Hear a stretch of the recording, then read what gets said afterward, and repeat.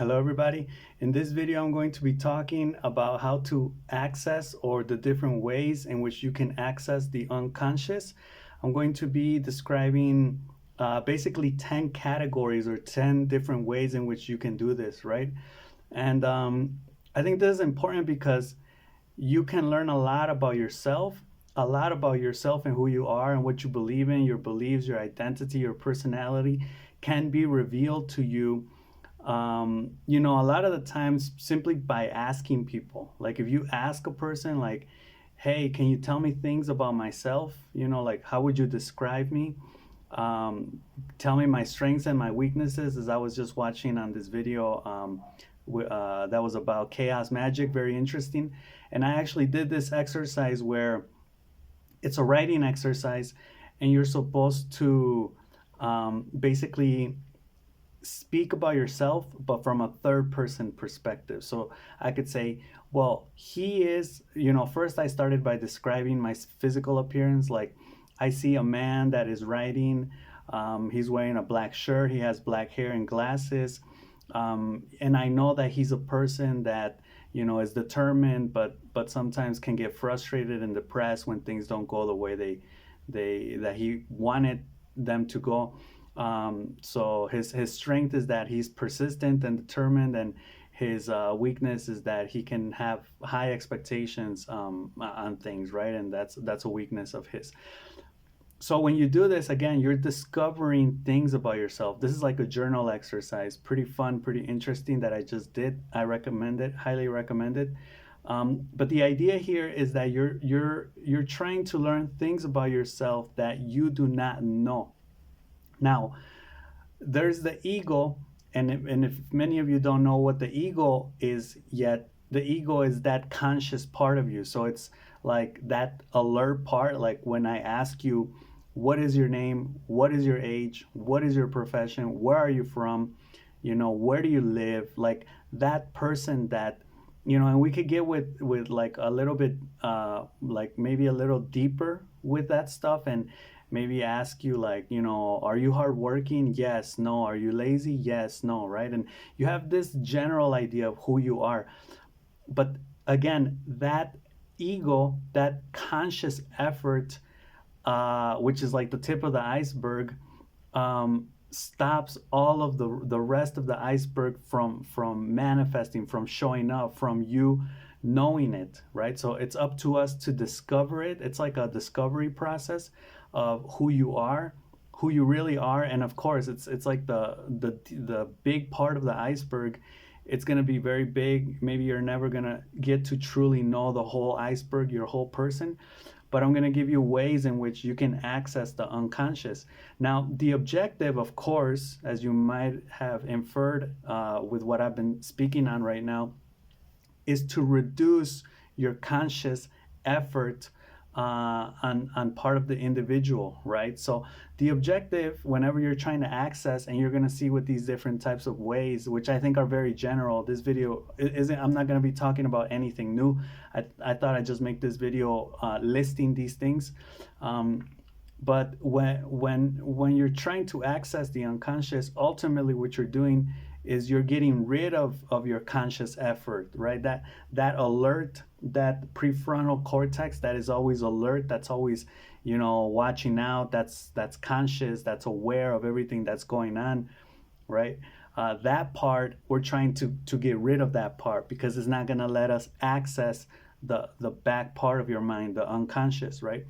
Now, let's get into it then. The first one is dreams. And this is like an eye roll for me, because this goes back to the psychoanalysts like Freud, Jung. And I don't have anything against dreams. If I think you need a lot of expertise, obviously, like Carl Jung says, a lot of practice, a lot of work on dreams in order to be able to really interpret dreams.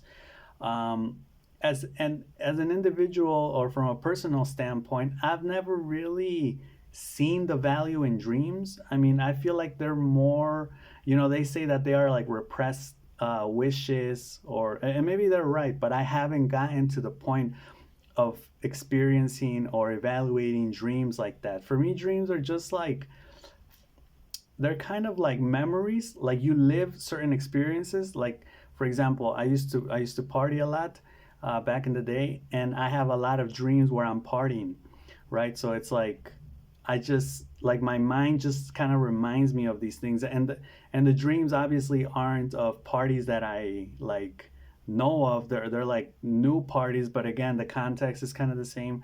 There are things there that I have experienced before, right? So yeah, for me, dreams aren't really like a big thing. I know they're a big thing for many people, but I haven't seen the value in dreams. Now, you can interpret dreams, try to interpret dreams, and it's very valuable for to access the unconscious, right? Your dreams. But again, I haven't seen the value in it. With regards to dreams, they say they are unfulfilled wishes that are trying to manifest themselves. And again, with the psychoanalysts, they're very tied into the erotic. So eventually, it leads to something sexual, to something erotic. It's like a libido charge or like an erotic charge that is present. But again, I do have to, hats off to the psychoanalysts that started interpreting dreams, and for them, they call it the regal road or the royal road to the unconscious is our dreams, is dreams. Okay, so that's the first one. For me, it's like an eye roll, but all right, I had to put it in here. Okay, the second one is hypnotizing. There are two here that I'm going to be talking about. This is one of them that I wouldn't really recommend, right? Hypnotize is again like a professional, a person that knows about this would have to do it on you. And by hypnotizing you, you're like half asleep. You're like in alpha brainwaves mode, and the person that hypnotize you will ask you questions. Now, since your conscious is asleep, all your answers are going to be straight from your unconscious, right? So that's another road to access the unconscious. The third one I'm going to be talking about is one that I just recently discovered, which I want to try. I think is very interesting. It would be like something experimental, and I have done it in the past, but without the intention of doing it. And now I don't even know how I would like record my findings or my discoveries, if I would record like videos on it, or write it out. But it's kind of funny. It's sleep deprivation, or like being tired after doing a lot of work. Sleep deprivation, and I just saw it in the Chaos Magic video, is a good way to access that type of unconscious content within you, right? Like, think about when you have those late night talks with friends or family members, right? It's like 3, 4 in the morning. You guys are tired, but you're still going at it, and you're talking, and like right there, it's all unconscious. I also have this theory that they say the peripheral vision is unconscious, and I think so is a conversation between people or among people. I would say after about like 3 to 5 minutes, right? Like first is your guard up, who is this person? What mood are they in? Are they gonna threaten me? Are they gonna kill me? Are they gonna try to harm me? And like your consciousness is evaluating all of this. Excuse me, your ego. But once you get past that part and you start to flow and you feel comfortable and you trust that person, that conversation is all unconscious, right? So yeah, sleep deprivation, being tired, like after working, or just being tired in general, and talking. Now again, that's kind of like what, because you're gonna be in a very like grumpy mood. But again, your conscious isn't gonna be working, so it's gonna be like whatever you're saying, no filters, right? That's the objective. I mean, to get your unconscious to manifest itself, to speak. The fourth one is fasting. So I found this to be a little bit interesting because, and this is one I added to the list, and I said, well, yeah, if you, starve yourself, like let's say you haven't eaten in a day or two, you're gonna be hungry, you're gonna be hungry and angry. But again, no filters. Like whatever you're saying, you're gonna be saying it from the unconscious. I want to try these two out, like fasting and sleep deprivation. And again, but like recording what I find or my findings, that's going to be kind of hard because, I would have to like set up the camera or write what I'm thinking, but I'm not going to have that energy to do it because I'm going to be hungry or tired or sleepy, right? But I think it would be a good experiment to do, like one of these weekends or something. Okay, so that was sleep deprivation or being tired after work is the third one. Fasting is the fourth one. And the fifth one here, I'm going to mention 10. The fifth one is distractions. Distractions. So this is like the multitasking idea. Uh, like I can just imagine like a couple things. Like when someone's driving, have a conversation while someone's driving, right? Or have a person watch a movie, have a person watch something that they're really interested in and ask them questions while they're, like having that split conscious is going to reduce the efficiency of your filter and your consciousness and your awareness, right? And again, whatever you're saying is more unconscious things. um, yeah, like have someone do something, right? Like, okay, I want you to draw this picture while I ask you questions, right? While I talk to you. And again, they have to be doing that other thing or like multitasking while they're talking. So all of that is unconscious, right? No filter. Because if they're like, no, wait, hold on, I'm not paying attention or I'm getting distracted, it's because they want to focus on filtering their answers. But again, that's not recommended. What you want is for the person to not have filters and speak from their unconscious. So yeah, having a person multitask, distracting them with something else, right? The sixth one is the Socratic method. So this is the why of the why of the why, which is like a very uh, truck passing by. Sorry, the why of the why of the why is like a very philosophical, psychological technique, right? So if you say like, I'm angry, why? Because I'm hungry. Why? Because I didn't eat. Why? Because I woke up late. Why? Because I went to bed late. Why? Because I was up all night stressing about this thing. Why? Because it worries me that this X Y Z. Why? And if you keep going back and back and back with that backwards and even further backwards with the whys, eventually you're going to get to like some unconscious content, right? The things that you didn't know were there. Again, this is all for discovery.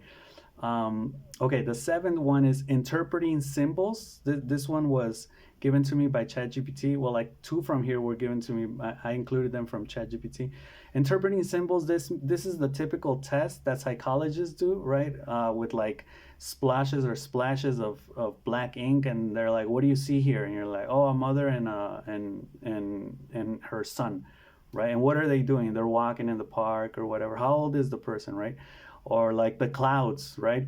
Like, what do you see in the clouds? Show them a picture of like an abstract picture of something. Show the person an abstract picture of something. What do you see here? Oh, that's a man, and he's hungry, and he's begging for and why did you think of a man? Like, why did I just think of a man right now? There's a reason for that. And why of the why, applying the Socratic method, you can eventually get to like unconscious content, right? So interpreting symbols. The eighth one is this is the second one that I wouldn't really recommend you try, or maybe some of you have tried already, I don't know, but it's up there with hypnotizing psychedelic experiences. I've never done it. I don't know what that would even be like, and I think in a way it's like cheating. But so a lot of people recommend this. They say, yeah, just take psychedelics and you'll have access to like a bunch of unconscious things from your mind and from life, and all the input that we can process consciously, you'll have access to it. But again, I wouldn't really recommend that unless you know what you're doing, or you have done it before, or you are around people that know what they're doing. But yeah, I think that's that one. And hypnotizing, I feel like they're kind of dangerous. I wouldn't really try them. Okay, the ninth one is creative art. So this means any type of drawing, painting, maybe even like creative writing. Like write a story about something. Write me a short story, and then they write a story about whatever, and you ask them about why did you choose that story. And a lot of people will write a story that is similar to their lives. You know, like if you ask a student, like, write me a story, a short story, they'll probably write you a story about a girl or a boy in school, you know, and they're or they're going to college or something, and they're the ones that are doing that too. So it's like, you know, there's a lot of correlations there to creative art, having them express themselves. You know, maybe dance, if you can interpret dance, songwriting, right? Any type of sculptures, any type of art, I guess, creative endeavors. Okay, and the last one, number 10, this is my favorite one, and I think it may be, mm, I don't know if the most effective, but maybe the funnest, association. So association, we have to understand association as like connecting different dots, connecting different things, right? This could be talking, thinking, or writing nonstop, right? You're gonna find correlations, maybe not causation, like this didn't cause this, right? For the scientists and the empiricists, but you're gonna find correlations, you're gonna find associations, right? Talking again, like I've been saying that throughout this video too. Just, you know, start speaking, do a monologue on something, you know, like talk to yourself, talk out loud, you know, for like 10 minutes, and then record yourself and, you know, analyze what you just said, you know, but nonstop. Thinking, you know, this is a technique that I actually wanted to share with you guys. um, when you can't sleep, what I've done lately is like, I think, you know, like you know how when you can't sleep, you'll focus on one thing and you'll think about that thing, right? And you can't sleep because you're like thinking about that thing. Well, what I do now is like, you have mental energy, you know, you're thinking about things. So what I do to tire my body's already tired. I'm in bed, my eyes are closed, my mind is still active. So what I do is like, I put my mind on like 100 miles per hour, 1,000 miles per hour, and I just start thinking like really, really fast about whatever comes into my mind, you know, like building, helicopter, you know, space, people, whatever, blah, blah, blah, you know. But you do this very abstractly with your thoughts, right? And you just start thinking, blah, blah, blah, blah, blah, blah, blah, blah, blah, blah, blah. And eventually that tires you out, right? Eventually you're able to just like go to sleep. So I found that to be a technique. Again, when you do that, you're accessing your unconscious, right? It's like, okay, just come out, whatever, you know, whatever needs to come out, just come out. You're thinking all these things, very rapid thought process, you know, abstract things, weird things, things that don't make sense, whatever. Don't judge them, just let them flow, let them flow. It's like meditation. And then you'll like tire your mind out. Eventually, before you know it, you're sleeping, right? So yeah, talking, like when you talk to friends, you also, you know, like the talking thing is like, you know, getting feedback from people, like, you know, what do you think of the way I am? What do you think, you know? And then you may even learn new things about yourself. Thinking like this, right? And writing nonstop. I think this is called free writing or something like that. There's a name for this in education and academic circles. But it's basically like, you grab a piece of paper or just a couple of sheets of paper, pen or pencil, and just start writing. Just but don't stop. The thing is not to stop. Just write. It could be really weird. It could be really strange. It could be really macabre or evil or whatever. Just don't stop. Right. Just write for like 5-10 minutes again, and then analyze it, right? Go back and, you know, why did I talk about that? Why did I mention this? You know, and again, you're exploring yourself, you're learning new things. So I hope this video helps. I thought I'd talk about this. I haven't really been making a lot of videos lately because I feel like I don't really have the energy anymore to do it. But I did think about this one, and I was like, I think this is important for some people that are interested in this topic to know. So let me know in the comments if you have any thoughts on this, suggestions. And that's all I got for this one. So I'll see you in the next one, all right? Peace.